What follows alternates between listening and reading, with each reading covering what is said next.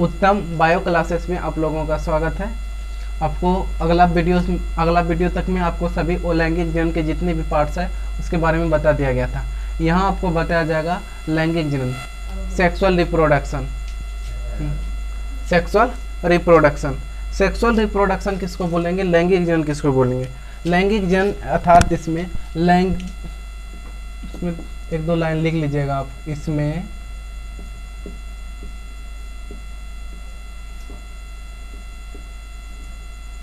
लैंगिक अंगों की आवश्यकता पड़ती है। इसमें लैंगिक अंगों की आवश्यकता पड़ता है। और दूसरा बात इसमें इसका इम्पोर्टेंट, इसमें विपरीत जनक की आवश्यकता पड़ता है। इसमें विपरीत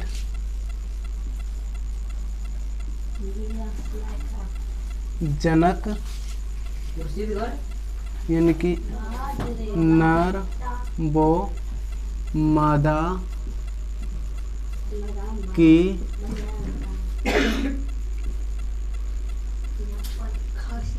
आवश्यकता पड़ती है।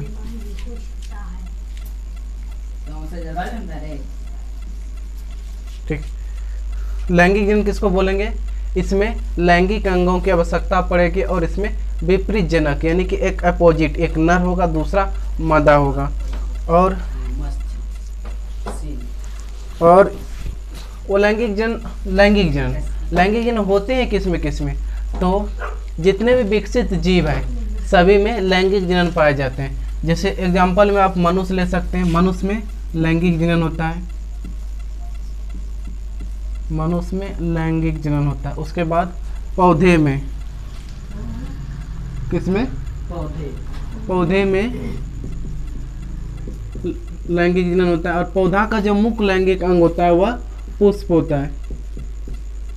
पौधा का मुख्य लैंगिक अंग जो होता है वह पुष्प होता है। आप में एक चैप्टर दे दिया गया है पुष्पों में लैंगिक जनन, और यहाँ जो आपको बताया जाएगा मनुष्य का एग्जाम्पल लिया जाएगा कि मनुष्य का लैंगिक अंग क्या होता है। मनुष्य का लैंगिक अंग जो होता है नर, एक मनुष्य में पहले दो चीज़ों में पाया जाएगा, एक नर और दूसरा मादा। नर में दिन ने बोला नर में होता है उसका प्रमुख अंग वीरसन।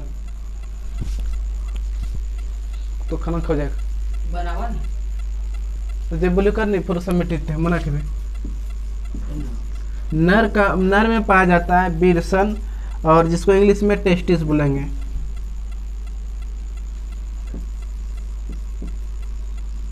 टेस्टिस। और मादा में पाया जाएगा अंडाशय। इसको इंग्लिश में ओवरी बोलते हैं, ओवरी। ठीक, मनुष्य में का जो मुख्य जनन अंग होते हैं वह वीरसन होते हैं, और मादा का जो मुख्य जनन अंग होते हैं वह अंडाशय होते हैं। ठीक, और थोड़ा इसको और समझने का कोशिश कीजिएगा। नर दूसरा मादा, रिकॉर्डिंग हो रहा है ना, दूसरा मादा। नर से बनेगा नर युग्मक और मादा में बनेगा मादा युग्मक। नर में बनेगा नर युग्मक और मादा में बनेगा मादा युग्मक। तो नर युग्मक क्या बनता है, नर युग्मक बनता है शुक्राणु, और मादा युग्मक क्या बनता है अंडाणु। नर में नर युग्मक बनेगा शुक्राणु और मादा में मादा युग्मक बनेगा अंडाणु। जब यह दोनों आपस में मिलेगा तो इस मिलने की क्रिया को कहते हैं युग्मनज। युग्मक जब आपस में मिलेगा तो इस मिलने की क्रिया को कहते हैं युग्मनज।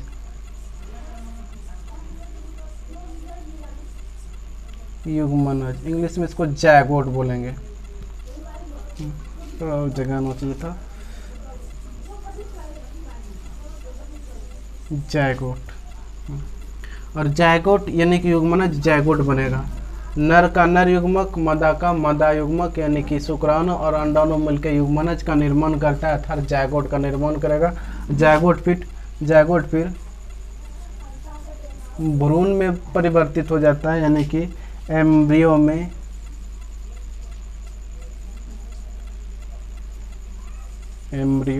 भ्रूण से फिर नया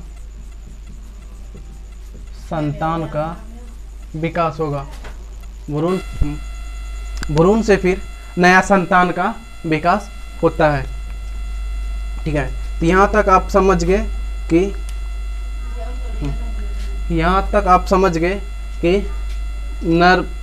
नर में कैसे जनन होता है। नर में दो विपरीत जनक पाया जाएगा, एक नर दूसरा मादा। नर में बनेगा नर युग्मक अर्थात शुक्राणु, मादा में बनेगा मादा युग्मक अर्थात अंडाणु। शुक्राणु को इंग्लिश में क्या बोलेंगे? स्पर्म। अंडाणु को इंग्लिश में क्या बोलेंगे? ओवरी। दोनों जब मिलेगा तो बनेगा युग्मनज अर्थात जायगोट। जायगोट से फिर भ्रूण में परिवर्तन होता है, भ्रूण से फिर नया संतान का निर्माण होता है। ठीक है, इसको लिख लीजिएगा। यहाँ तक समझ के इसके आगे आप लोग समझिएगा कि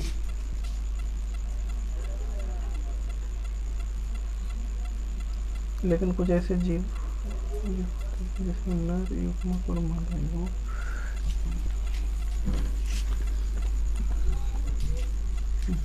लेकिन कुछ ऐसे भी जीव होते हैं जिसमें नर युग्मक और मादा युग्मक दोनों युग्मक साथ साथ में बनते हैं।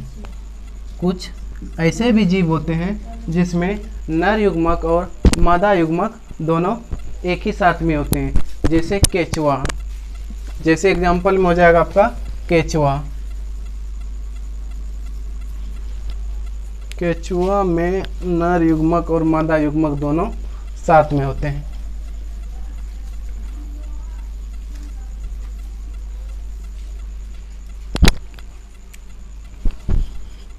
क्या हो जाएगा?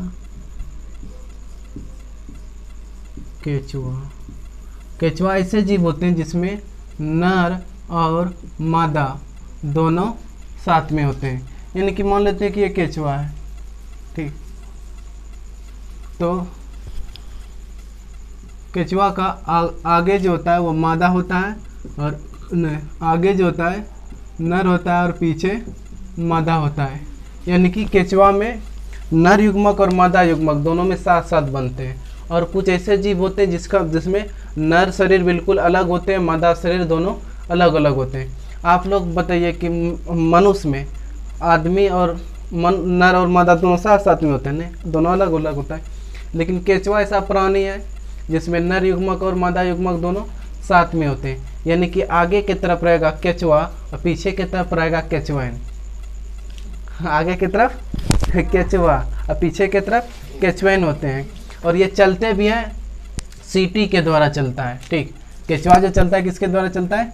सीटी के द्वारा। यानी कि बीच में इसे खंडित रहते हैं और ये पूरा सिमट जाएगा और सिमटने के बाद और फिर यहाँ तक इस समेट लिया, फिर उसको बोलेगा केचुआन को ए दम लगा के, फिर केचुआन आगे बढ़ेगा, फिर केचुआ थोड़ा दम लगाएगा, फिर केचुआन समेटेगी, फिर ये दम लगाएगा। ये इसी प्रकार से दोनों चलते रहता है। तो केचुआ जो होता है द्विलिंगी प्राणी होता है। तो जीव को लिंग के आधार पर जीवों को दो भाग में बांटा, एक द्विलिंगी, दूसरा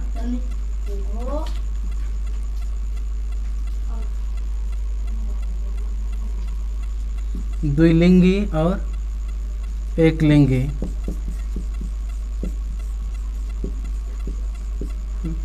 द्विलिंगी किसको बोलेंगे? लिख लीजिएगा इसका परिभाषा। ऐसे जीव, द्विलिंगी का परिभाषा लिखिएगा। ऐसे जीव जिसमें नर और मादा दोनों युग्मक एक ही जीवों में होता है। उदाहरण के लिए उदाहरण लिख देते हैं, जैसे इसका हो जाएगा एग्जाम्पल केचुआ, जोक, स्टारफिश,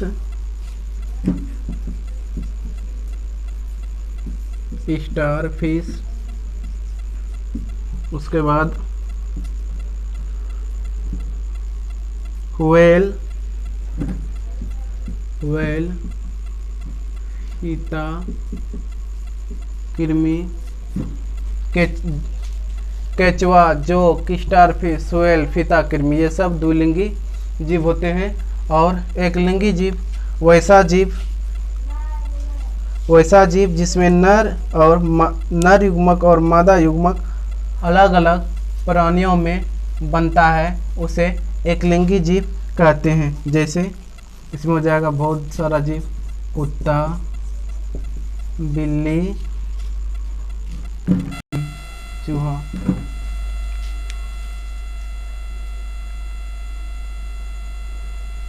चल कहाँ जल का रहा, कहाँ जल लग रहा अरे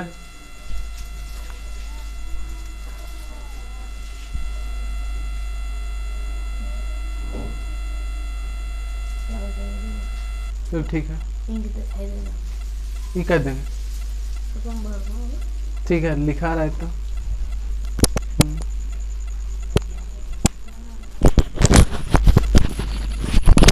अरे प्रॉब्लम यहाँ इसका ना होता है,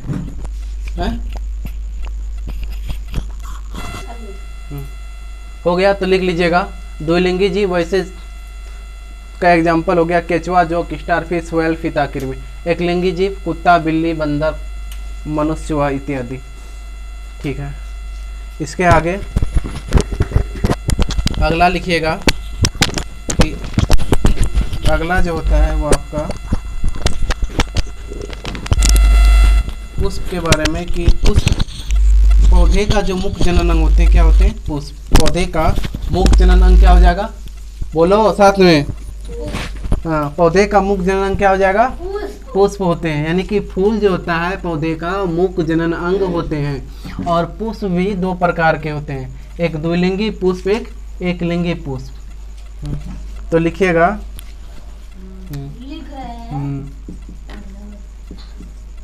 पौधे का मुख्य जनन अंग पुष्प होते हैं।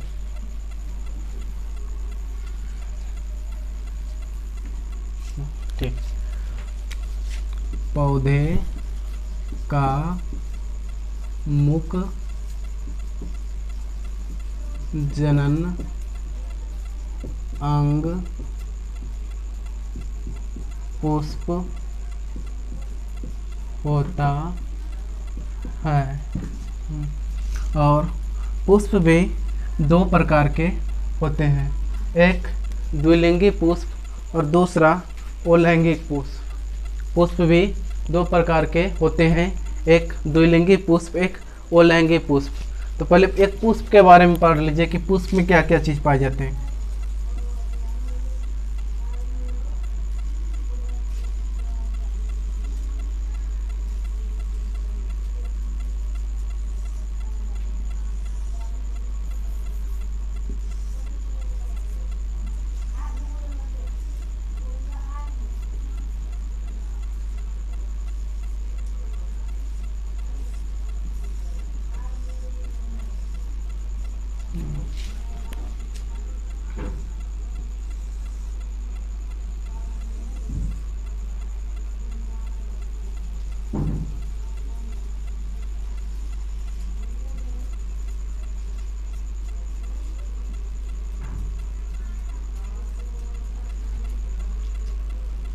इसको बोलेंगे स्त्री केसर। और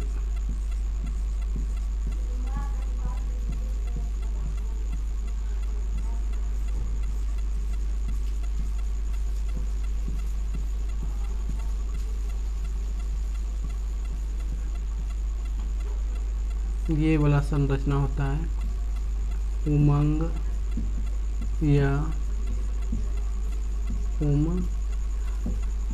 केसर।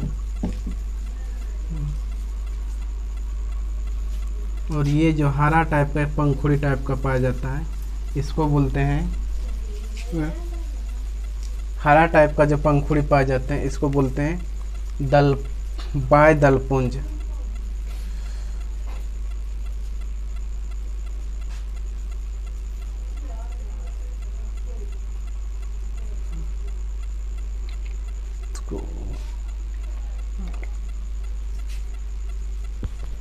इसको बोलेंगे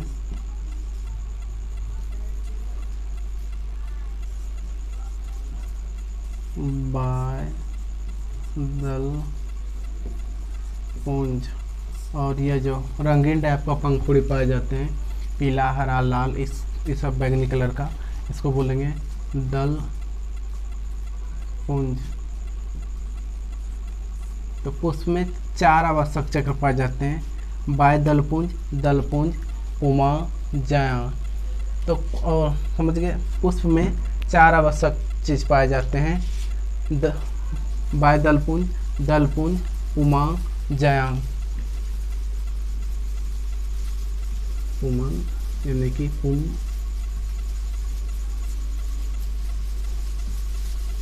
केसर, और ये ऊपर में स्त्री केसर। ये दोनों जो चक्र होते हैं ये आवश्यक चक्र होते हैं, आवश्यक चक्र। और ये दोनों जो होते हैं अनावश्यक चक्र होते हैं, यानी कि इसका भी जरूरत है लेकिन उतना जरूरी नहीं जितना इसका जरूरत है।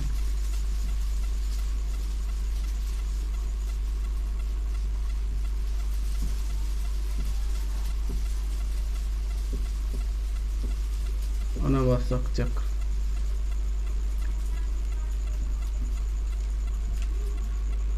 आवश्यक चक्र, अनावश्यक चक्र, दलपुंज, ये हो गया। अब लिखिएगा, पौधे का मुख्य जनन अंग पुष्प होता है। पुष्प को भी 2 भागों में बांटा जा सकता है, पहला एक लिंगी पुष्प, दूसरा द्विलिंगी पुष्प। एक लिंगी पुष्प वैसा पुष्प जिसमें केवल स्त्रीकेसर या पुंकेसर एक ही पाए जाते हैं, उसे एकलिंगी पुष्प कहते हैं। दूसरा द्विलिंगी पुष्प वैसा पुष्प जिसमें नर युग्मक के रूप में स्त्रीकेसर और पुंकेसर दोनों पाए जाते हैं, उसे द्विलिंगी पुष्प कहते हैं। बस इसका फ़ोटो बना लीजिएगा। लाइट का प्रॉब्लम हो गया इसीलिए यह वीडियो यहीं से रुकना पड़ रहा है। चलिए थैंक यू, दूसरे वीडियो में मिलते हैं।